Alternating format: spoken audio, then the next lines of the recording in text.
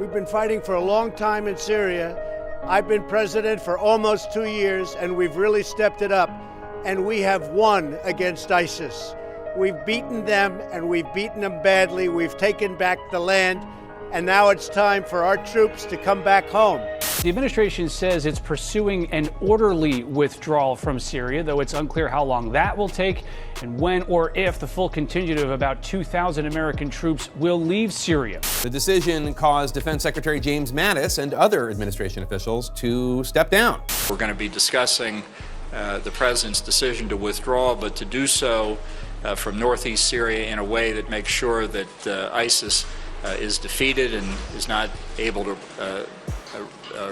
revive itself and become a threat again. The president and his allies have seemed to push pause on that withdrawal. And in the last day, the president's top advisors have suggested the delay could last months or longer. On Wednesday, December 19th, President Trump declared that ISIS was defeated in Syria, his only reason for being there during the Trump administration. But is this just history repeating itself, where a puppet president grandstands and makes claims that may or may not be true? Indeed, the neocons who surround Trump are all questioning the Syria withdrawal plan, with even his own national security advisor, John Bolton, contradicting the president, saying that a Syrian withdrawal hinges on the safety of the Kurds, while Secretary of State Mike Pompeo has stated that a U.S. withdrawal from Syria doesn't change the mission to destroy ISIS and stop Iran's influence in the Middle East. So is ISIS defeated, or aren't they? Is Iran the enemy, or is ISIS? And does Donald Trump really have any power or authority over U.S. policy at all if the war hawks he's surrounded by can make him pull a complete 180 on the decision to withdraw troops from Syria? But no, sadly, as we can now very clearly see, the President of the United States is just a figurehead, and major foreign policy decisions lie in the hands of the deep state. And they have a plan for the Middle East, to overthrow the leaders of Iran and Syria, and to install puppet figureheads who will carry on the agenda of the deep state unmolested.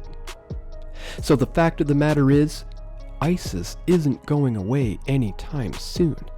It was, in fact, a creation of the CIA for the purposes of destabilizing the Middle East and for gaining order out of chaos right here in the West. This is not a conspiracy theory. This is a proven fact, which I have outlined before years ago, but the message has apparently fallen on deaf ears.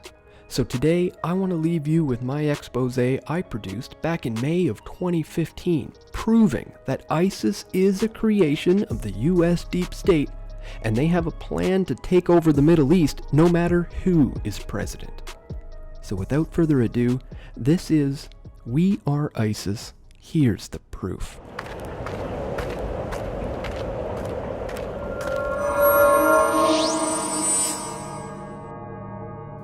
On Monday, May 18th, the government watchdog group Judicial Watch published a selection of formally classified documents that were obtained from the U.S. Department of Defense and the State Department.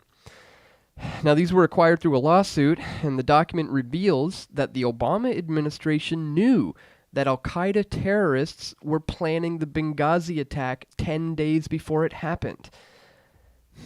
But perhaps more importantly, the newly declassified documents are really just another piece of growing evidence that the West has funded, trained, and promoted the ISIS terrorist group in the Middle East.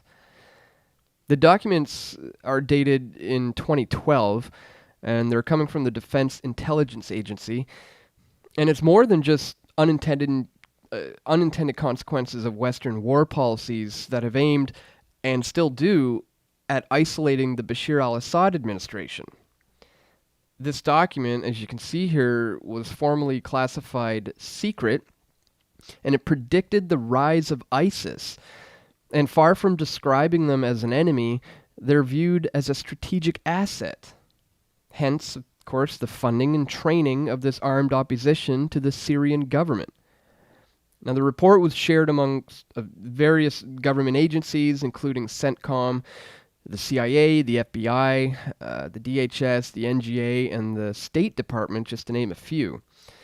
The newly declassified documents state that for the West, Gulf countries, and Turkey, who support the opposition, or ISIS, goes on here to say, there is the possibility of establishing a declared or undeclared Salafist principality in eastern Syria, and this is exactly what the supporting powers to the opposition want in order to isolate the Syrian regime. So, I mean, there it is. And there's even actually video evidence.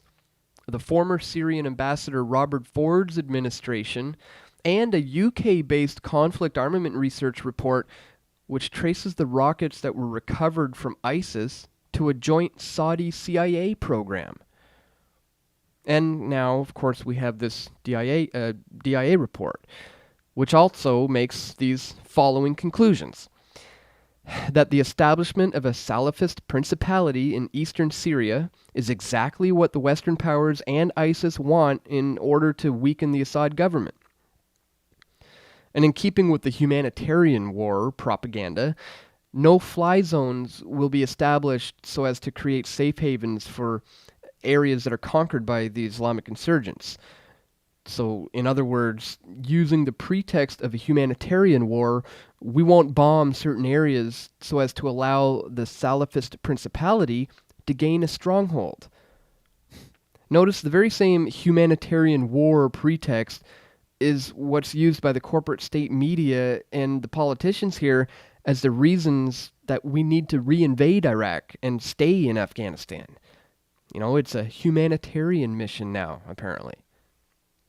This report also reveals that the U.S. intelligence agencies knew full well back in 2012 that the creation of this Sunni Islamic State would be devastating to a unifying Iraq, and it would just lead to more Middle Eastern instability.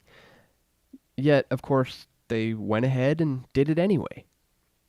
Now, while we here at PFT have been covering the real origins of ISIS since the group emerged, the larger players in the Canadian media have stayed completely mum on this report. You know, you'd think that perhaps they would, considering this is an election year, maybe want to report on it. Now, although we all know how phony elections are, but still, the nice thing about them is they do get the common person interested in politics for the first time in like 4 years, and that always ends up being a good opportunity to promote the message of truth and liberty. So, for example, in preparation for an election, Stephen Harper and the Conservatives are mounting this comprehensive defense of their foreign policy. But I mean, we don't need to look any further than this declassified U.S. intelligence report that shows that the West is the aggressor, and that puppet masters behind Stephen Harper don't have a leg to stand on.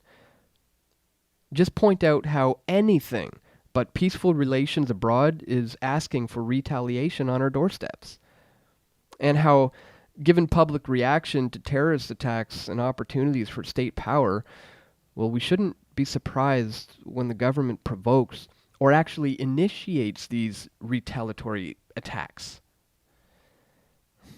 Harper spoke to around 1,000 members of the Jewish Community Council who assembled to honor him for his unreasonable support of the State of Israel. He goes on to say here, I know there continues to be those who question the wisdom of our policy. Just as they once wished we would be more embracing of Putin, now they would wish us to be more ambivalent about Israel. He goes on here, Canadians know that we cannot opt out of the world. Wanting humanitarian assistance for the people of Iraq and Syria is no excuse for opposing military action against ISIS. Canada can do both. Canada should do both. And Canada is doing both. We have joined this international mission because it is not merely in the wider interests of the global community. We do this because it's in Canada's national interests. Well, if it's Canada's interest is defined as the elite's interest, well, then everything that Harper said is more or less accurate. Humanitarian assistance for the terrorists of Syria and military action against these very same people in Iraq. All for freedom, of course. And it certainly isn't going to just end with Harper. Despite some attacks in his speech, one of Harper's political opponents are just going to continue the status quo of the global community, assuming one of them wins, that is. We can actually even assume that they're going to be worse, as the wars are just going to continue on, I'm sure. But the environmental eugenics agenda is probably going to be kicked up a notch. And plus, a lot of Canadians just hate Harper right now. So having a new friendly face as the Prime Minister is probably just going to put people back to sleep, inattentive to the real dangers of a democratic government. Not that I'd like to see Harper stay around any longer or anything. But in the meantime, here we have yet another piece of evidence in our growing pile of proof that ISIS is a creation of the Western war machine. Now let's see the establishment try to spin this one. Thanks for watching, folks. Be sure to subscribe to the channel if you haven't already. Check the links in the description for all the sources to this video. And stay tuned, we got a lot more video reports coming very soon right here at pressfortruth.ca.